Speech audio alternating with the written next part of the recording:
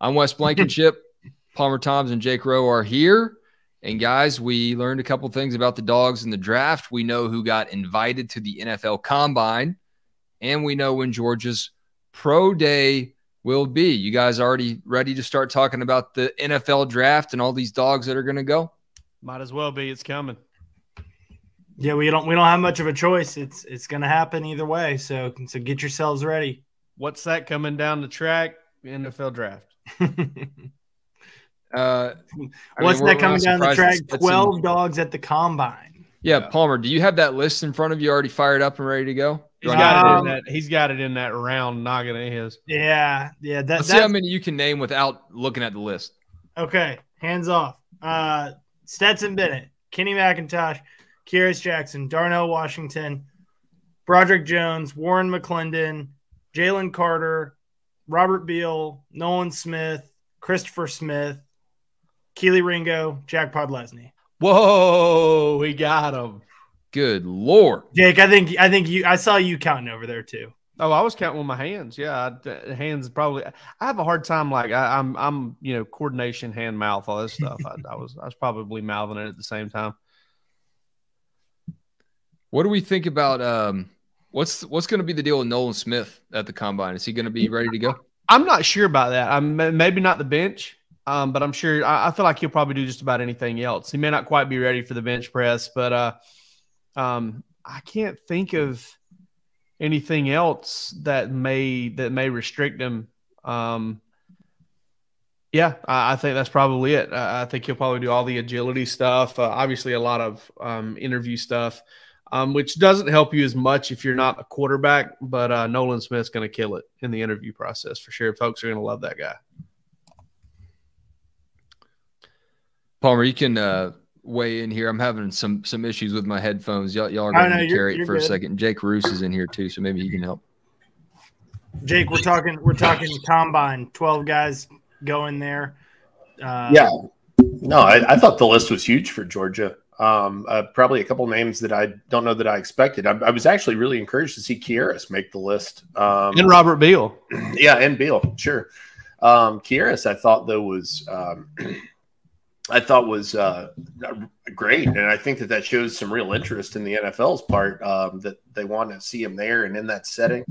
Like I said, I don't know that I would necessarily predicted that one straight off the cuff, but great for Georgia, and I think that he's a kid who can go and perhaps even surprise a lot of people, maybe show his skills as a specialist, punt returner and that kind of thing. So overall, I think if you're Kirby Smart, you got to be pretty happy with how it played out overall.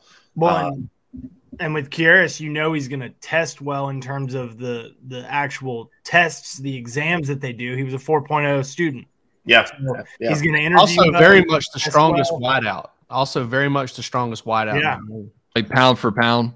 Yeah, I mean, just among the wideouts, just period. I mean, as far as I know, he's a freak show in the weight room. And you wonder, Georgia loved him on that kickoff return game, right? We never really got to see him stretch it out. They never did really get it blocked for him all that great. I mean, Kirby talks. You've heard Kirby talk about having a guy that was kind of fearless and had the speed to hit it.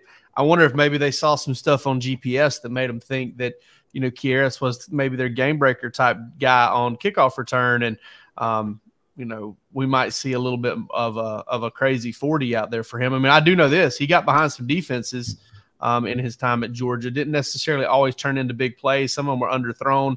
But he's got a little speed to him. I think Kearis will test well. I do too. And I got to tell you that I'm most excited for Darnell Washington and Keely Ringo just to see what they can do, man. I think that they can put up some real freak numbers. I think you might get some jaw-dropping stuff out of those two guys. I would love to see Kearis go and make a lot of money in the NFL. Don't get me wrong. Be a number one receiver, for crying out loud. But it would also kind of warm my heart to see Kearis go be a Matthew Slater or a Drew Tasker. Do you guys ever know who Drew Tasker was? I don't know what that means. No, I know Steve Tasker. I know Steve Tasker. It's not Drew Tasker. Yeah, Steve Tasker. I'm an idiot. I know Steve Tasker, from Steve Buffalo. Just one of those ace special teamers, like 25 tackles a year. All of them were on punt coverage.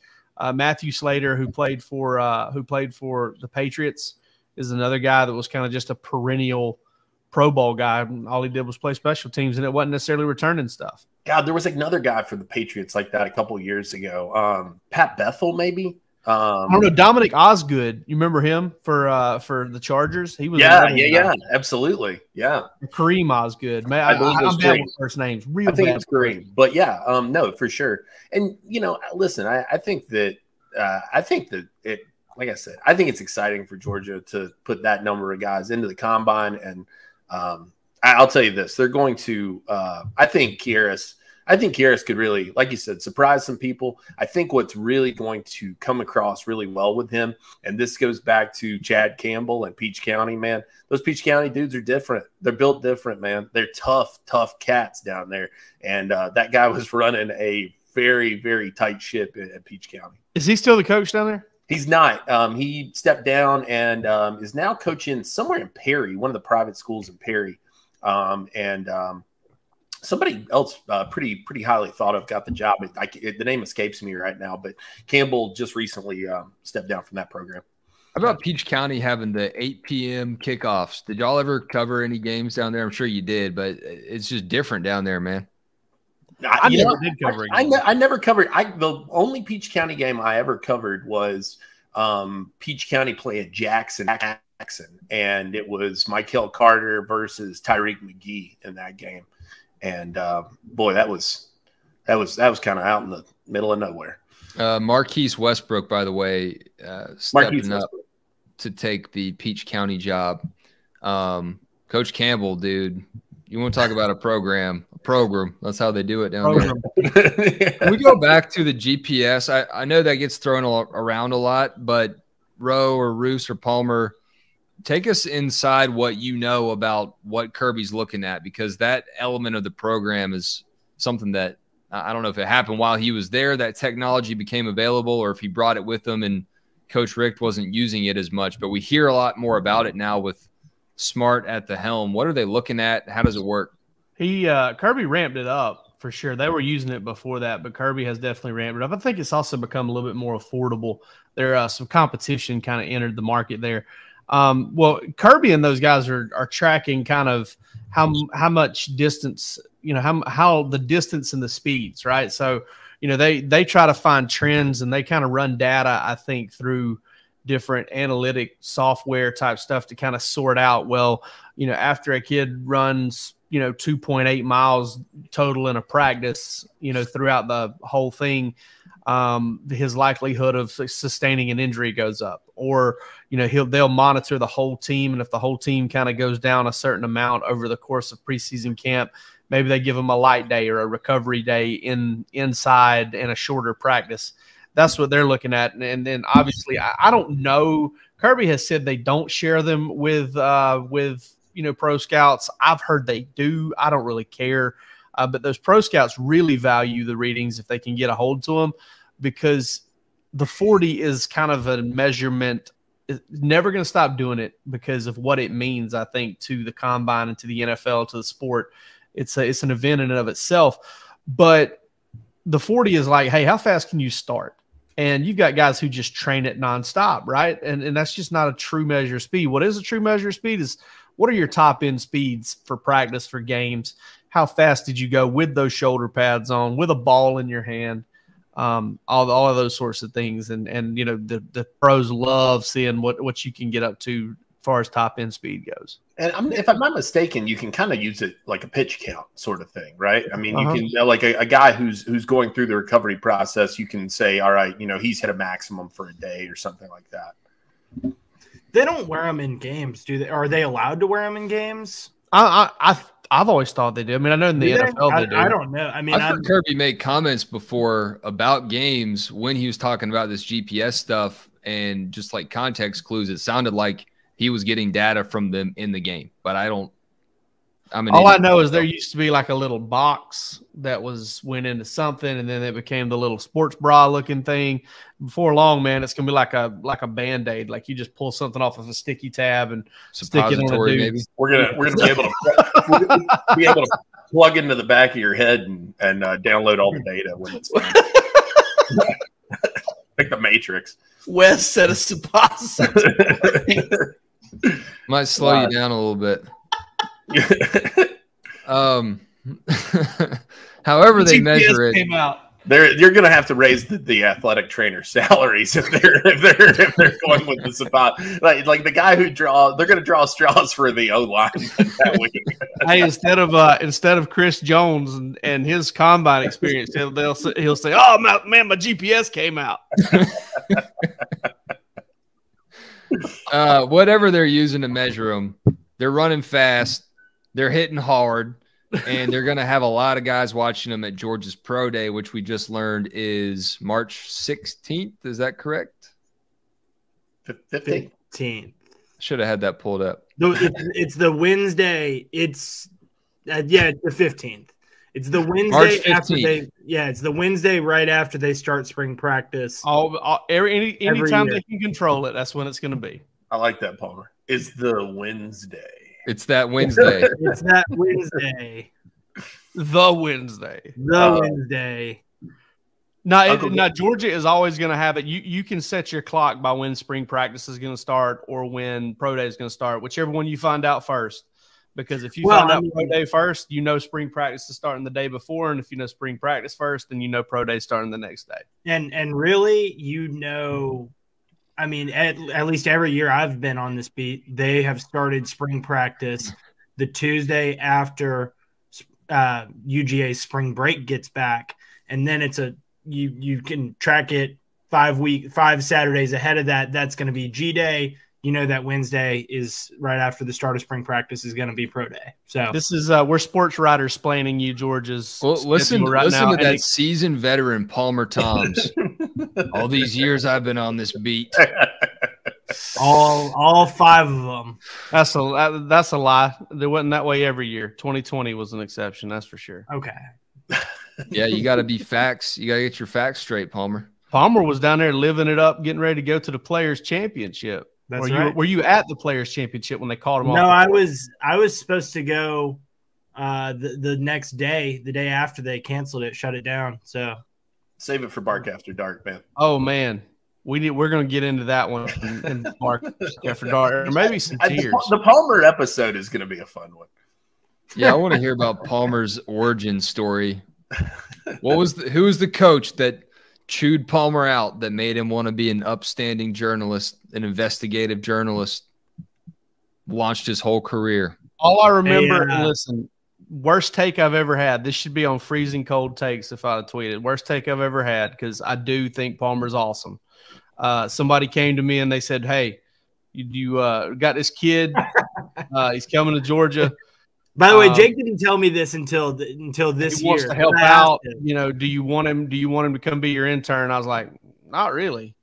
I didn't want to teach somebody how to use the system and how to do this and how to do that. But posted his stories for him, edited and posted them, and finally got tired of editing and posting them. And I was like, all right, Palmer, you're on your own. And he took to it like a shoved him out of the nest. A duck to water. So that's good. That's a good one. All right, guys. Well, in all your years on the beat, you've seen some guys benefit a lot from the Pro Day, benefit from the combine, and guys make different choices about what they're going to do, the workouts they're going to do.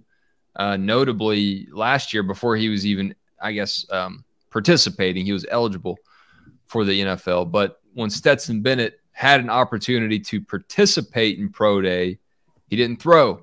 He didn't do the Senior Bowl. He got arrested. All that stuff. So what did you expect him to do at the Pro Day, at Combine? Because he's got to show something, right? They're going to dangle him in on a wire like Sting from the NWO. Just bring him in the rafters. He's going to come, like HBK coming into WrestleMania on the zip line with the with the bejeweled chaps on. Palmer's probably got something everybody wants to listen to here. No. So if I remember that correctly, I don't remember him having a say in whether he was going to throw or not. I remember Carson Beck threw. Carson Beck threw, but it's because George Pickens needed somebody to throw to him, and George asked Carson, is what I remember George telling us. Wow, so we've got another chapter in the Stetson Bennett bulletin board material montage for his film. Yeah. George Pickens walks up to Carson Beck, Stetson Bennett's just standing there shining his cleats. This Hey, guy's Carson, ass, can I my talk dude. to you for a second? No, but so I saw this on 3 from our desk. According to a report from Sports Business Journal, Bennett has signed with reps from Chris Cabot, the firm's CEO, Chris Cabot. Steinberg. Yes, Steinberg Sports. And according to Cabot, Bennett will participate and throw at the NFL Combine. Are we breaking news here? Is this breaking news? No. That's that was an article from our Andrew Graham of the On3 desk from 6 hours ago. Okay. Well, it's breaking as far as I know because the entire internet's been shut down today. So Yeah, that's true. That's been tough. No, and this is where this is where the acceleration of putting everything behind Stetson comes into play, because that pro day and that the NFL Combine are going to be right there together, and you're hoping that Stetson kind of gets everything lined up, and gets where he needs to go, gets everything kind of meshing in his head, simpatico, all that stuff, and then with that little 2-week stretch, puts all of it behind him and kind of starts trending towards the draft, and maybe finds himself possibly being selected on the second day. But there's so much time between what he went through, or what he, the decisions he made to not participate in Senior Bowl, whatever. And the more I think about it, the more I agree with Jim Nagy on that. I mean, I just, for a quarterback, you're not risking a ton of injury. Maybe he should have went there. Maybe he would have, kind of avoided some other things. But ultimately, it happened early enough. It's like losing a college football game week 1. You can get back in it, and I think Stetson will. Yeah, I think he will too. I think that's a great comparison, losing a football game in week 1. I mean, out of sight, out of mind. I think the angle that it's going to crush him in the draft is way overblown. I think Nagy was right about what Stetson missed out on, but trying to draw too much from it just looks a little bit silly, especially when this whole process does last so long. I will say something that was notable to me with Stetson signing was looking at the other clients that are represented by this agency. And you look at the quarterback list, it's Taylor Heineke, it's Spencer Rattler, it's Tua Tagovailoa, it's Patrick Mahomes. So there's a wide gap there in the talent represented, and it's just interesting to me. You think that maybe there's a caliber of athlete. Stetson's just going to be a backup guy, and he'll probably have some lower tier agent. But no, there's Patrick Mahomes. So make of that what you will. Stetson's getting some respect in the agency world. Guys, we need Tennessee man to speak up. The Vols just lost to Vanderbilt in basketball. Why is everyone say what to me? Tennessee man, who do you think you are? I am. Listen. It's interesting, Jake. You say that about the first losing a game week 1. To some degree, isn't this like fitting? Maybe I'm not saying that like anybody wants anybody to get in trouble, legal trouble, etc. But Stetson Bennett running into some adversity ahead of a big moment like this, right? That's kind of been the Stetson story all along. He's overcome this stuff time and time again. And I'm not saying he needed a fire lit under his ass, but it probably can't hurt. And he's a guy who's responded to stuff like this time and time again throughout his career. I don't know. I mean, obviously it's a blemish on your record, sure, but does it refocus him and get him, kind of in the mindset that he needs to be, where, he's not going out and he's not, taking care of business all as it relates to on the field. And, I think what I'm going to be most interested about is to hear the reactions from interviews that Stetson Bennett gives, to executives. I think that, does the swagger of Stetson Bennett come through this, almost villainous person that people have like thought of him as since he left? Is that the person that comes through, or do you get the kid who, a lot of people knew back in the day and, I think he's got a fine line to toe, I guess, in that regard. And I'll be interested to see what the reactions are to how Stetson interviews for the NFL. Because I think he'll do a really fine job, and I think he'll come off at very worst authentic. Listen, man, Stetson's a little long in the tooth. I'm more worried about Stetson like next couple of years, man. You're not going to be able to be out till 5 or 6 o'clock in the morning. You're going to blink your eyes. Next thing you know, that's going to ruin a week for you. That's going to ruin, you're just going to take you 4 or 5 days to come back from that. You too, Palmer. Listen up. Yeah. Yeah, really. I mean, it's like that Dave Attell joke, man, about working in a fast food restaurant. 10 years can fly by quick. No question. Yep. One day you're drinking Jaeger for breakfast. The next you smell tequila and you need a couple Advil. That's right. No doubt.